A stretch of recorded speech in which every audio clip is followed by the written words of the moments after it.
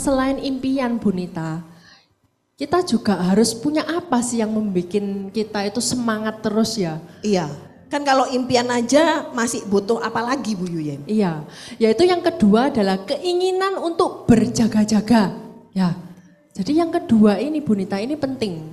Karena apa? Karena pastinya saya dan Bu Nita ini kan sama-sama profesional gitu ya.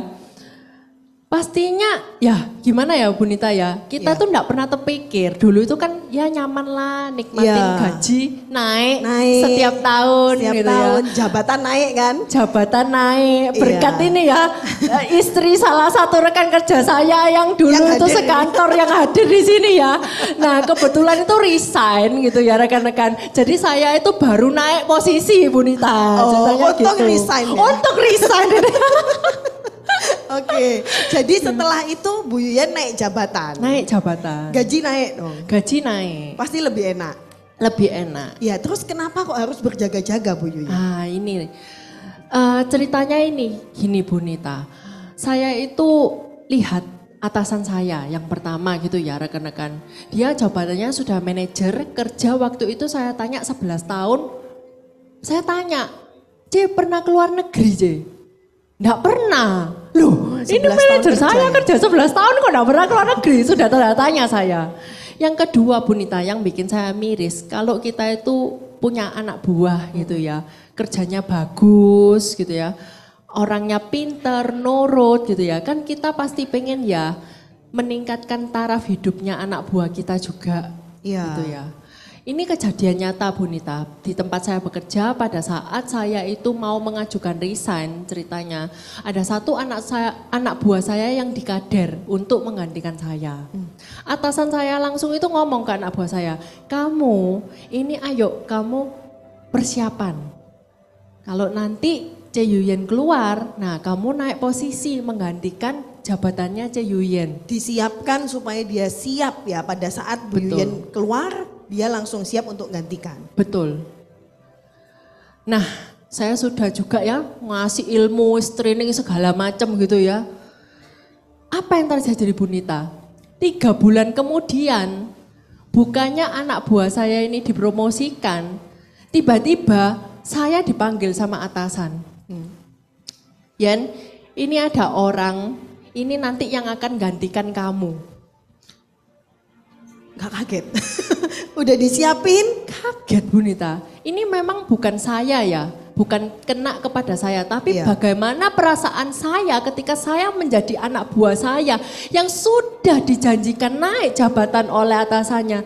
Ternyata loh kok sih ganti C Yuyen hijackan dari luar, orang baru. Saya juga lihatnya kasihan, enggak tega. Tapi ya sekali lagi perusahaannya bukan milik saya. Iya. Jadi terserah pimpinan. Terserah pimpinan. Mau milih yang mana kan? Ya. Ini benar dan ini kisah nyata pastinya mungkin rekan-rekan yang profesional yang ada di Zoom juga. Mungkin Anda pernah berada di posisi itu atau bahkan ya mengalami sendiri dari keluarganya orang-orang yang dicintai yang harus kehilangan kesempatan itu. Betul. Ya. Kalau saya yang di hijack Bu Yuyen. Wah. Saya yang di hijack menggantikan itu. Tapi ya nggak enak juga. Karena apa? Sudah ada yang menunggu posisi itu kan. Iya. Ya, menunggu posisi itu dan saya masuk gitu ya. Kelihatannya enak punya posisi, gajinya besar. Tapi sama juga harus berjaga-jaga. Karena apa? Masuk ke perusahaan status saya kontrak kan. Kontrak. Iya, juga tetap terancam kan. Terancam. Jadi ya betul harus berjaga-jaga kan. Ya walaupun posisinya manajer di awal ya pasti tetap kontrak. Iya. Yang belum tahu Bu Nita ini senior manajer HRD ya di salah satu perusahaan bahan bakar yang juga terbesar.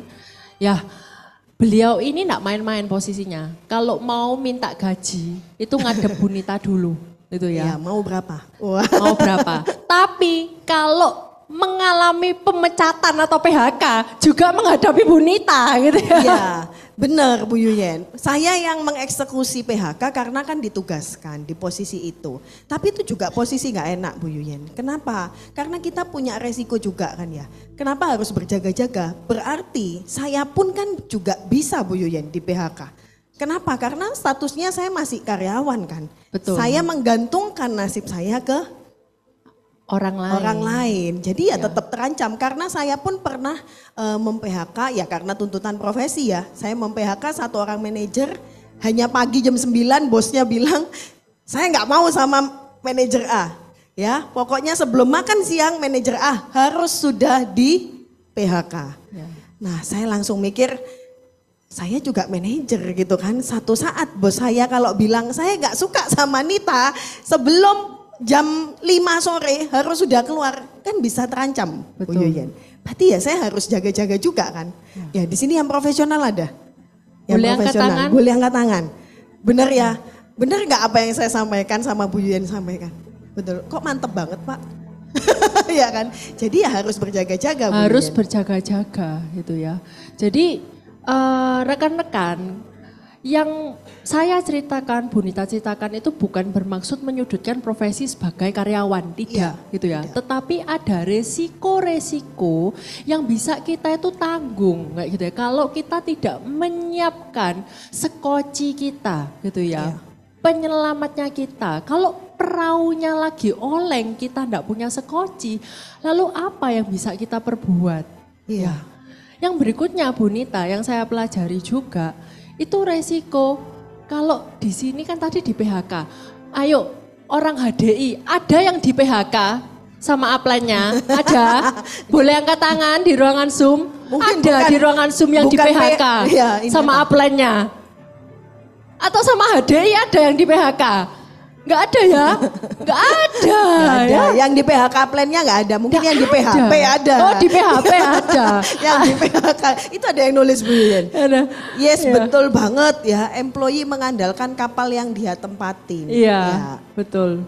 Ya mengandalkan kapal ya. Berjaga-jaga termasuk ini Bu Yuyen. Enggak hanya kehilangan pekerjaan tapi kehilangan pendapatan juga. Betul. Biasanya kan tanda-tanda kalau mau di PHK karena saya dulu yang mengeksekusi ya. Jadi paham tanda-tandanya mungkin nggak langsung gitu ya di PHK. Tapi mulai pengurangan pendapatan sekian persen.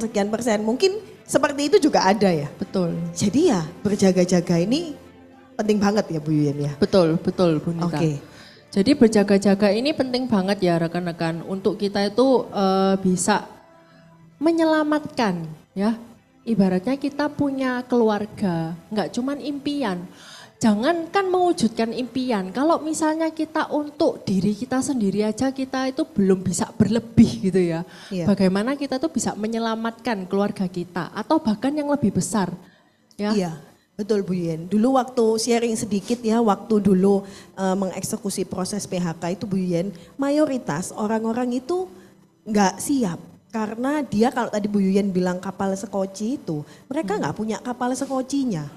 Jadi yang Pak Marcel bilang mengandalkan kapal yang dia tempati itu banyak banget. Bisa dibilang 90%-an mungkin. Karena apa ya mereka gak kepikir gitu kan. Apalagi udah kerja puluhan tahun, belasan tahun. Udah rata-rata yang saya PHK itu bilangnya saya tanya mau kerja apa? Gak tahu. Gak tahu ya. Iya. Jadi kalau sudah tambah umur, tambah usia gitu ya. Keberanian untuk pindah tempat pun, pindah kerja loh ya, nggak ngomong bisnis loh ya ini, pindah cari kerjaan yang mungkin lebih apa ya gajinya lebih oke kayak gitu, itu pun takut. Iya.